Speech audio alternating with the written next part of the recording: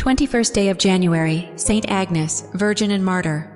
Among the many Christian heroines who sealed their faith by the shedding of their blood, it is difficult to find one more admired and lauded by the holy fathers of the Church than Saint Agnes. Saint Jerome, in speaking of her, says that her life is known among all nations and exalted in every tongue, by every kind of writing, because she conquered her own youth, overcame her persecutor, and consecrated her virginal chastity in her own blood.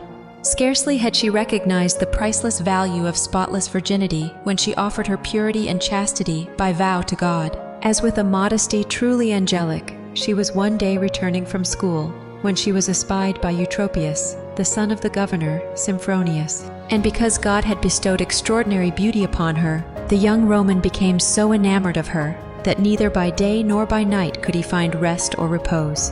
He visited her parents and asked for her hand, carrying with him many costly presents which he laid at the feet of the chaste Virgin. Agnes accepted none of his gifts, but, without delay, she said to him, in holy earnest and fearless zeal, "Depart, and go thy ways. I have another suitor and bridegroom, who has attracted me to himself and possesses my love. I will remain true to him, and deliver myself to him with my whole heart." The youth, on seeing himself so positively refused, became distracted with grief and disappointment, and fell sick. When his father learned the cause of his sickness, he sent a third person to the house of Saint Agnes to ask her in marriage for his son. Agnes replied to the suitor that she could not dismiss her first wooer and bridegroom and perjure herself. The governor then desired to know who was the bridegroom she alluded to, when a courtier that was present replied, "It is useless to waste time in this investigation, for Agnes is a Christian and imagines Christ to be her bridegroom." This sufficed the selfish governor to obtain a pretext from this information to place her under arrest. When Agnes had been arraigned before his tribunal, he urged his request a second time, and supported it in the beginning with mild and sweet words, large promises of honors and estates, and finally he tried to intimidate her by threats of cruelty and death. "Either renounce thy Christ," said the judge, "and consent to the marriage, or, if thou desirest to remain a virgin, offer sacrifice to the goddess Vesta, and enroll thyself among the Vestals. If thou refuse to choose either alternative, I will have thee sent to a house of debauch, that every wanton wretch may make sport of thy virtue."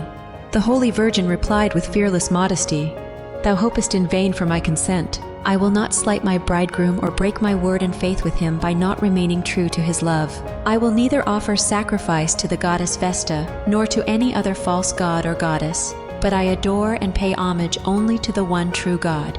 To threaten me with the disgrace of being sent to a den of licentiousness does not intimidate me, for I have an angel of my Lord for a protector and a safeguard of my body, who will defend me against every violence. Thy false gods are the authors and instigators of such crimes, but thou wilt soon learn that my God is a God of purity and chastity, who can and will rescue me by frustrating thy wicked purpose." This bold answer enraged the governor to such a degree that he instantly gave orders to strip the chaste virgin of her garments and to conduct her, in a state of nudity, to the house of debauch. But God, the lover and protector of chaste and spotless souls, wrought on this occasion a hitherto unheard of and never repeated wonder. He caused her rich hair in one moment to grow in such a profusion of length and thickness from her head that, streaming down over her entire person, it enveloped her as with a close-woven garment. When she had entered the criminal and disreputable house, an angel of the Lord appeared to her, and, having placed in her hands a snow-white dress with which to attire herself, he encircled her with such a dazzling brilliancy that no one dared approach or touch her divinely protected person. Agnes, in consideration of the heavenly protection, praised and thanked God with a loud voice and begged for further assistance. The son of the governor, determined to gratify his passion of lust, and to obtain by force and violence what he had failed to reach by adulation and promise, entered the room where the Virgin was closely confined. Notwithstanding that he beheld the chaste bride of Christ surrounded with heavenly brightness and radiance, and heedless of the admonition which she addressed to him, he still was emboldened by his passion to seize her with his impure hands, but instantly he was struck by the angel of Agnes, and fell lifeless to the earth. When the governor was informed of the death of his son, maddened into fury, he hastened to the spot, for he was of opinion that magic and sorcery had deprived him of his child. He poured forth torrents of insults and threatened her, as a common sorceress, with the most cruel mode of death. Saint Agnes answered him, in turn, with the greatest modesty and gentleness. Neither magic nor sorcery have deprived thy son of his life, but his own audacious lustfulness. Before his entrance into the room, others had been here before him, but on seeing the divine protection which encompassed me, they ventured to give no intimation of crime, and hence, uninjured, they retired from my presence. Thy son, however, unmindful of the presence of my angel, wished to satisfy his impure cravings, and when he stretched out his hands against me, my angel chastised him. Upon this reasonable representation of the case, the fury of the governor was allayed, and his imprecations and threats were changed into supplications and prayers. "If thy Lord God be so mighty," said he, "pray to him that he restore my son to life." Agnes prayed, and lo, the dead man arose, crying with a loud voice, "In very truth, the God of the Christians is the only true God." This astonishing miracle became immediately known throughout the whole city. The priests of the false gods, fearing that the worship of their idols would be at an end, raised a commotion among the people under the pretext that Agnes was a sorceress, and plotted the downfall of the gods, and if they wished to escape the anger of the gods, they must do away with the Christian maiden. The governor refused to meddle any longer in the case, and placed the affair in the hands of his subordinate judge, Aspasius, who came to a speedy solution of the matter. He ordered a funeral pile to be erected, and Agnes to be burnt alive as a wicked sorceress. As soon as the pile was raised, the sainted maiden had to ascend it, and the lambent flames, shooting up from every side, encircled the heroic virgin. But God repeated the marvel which he on a former occasion wrought in the Babylonian furnace.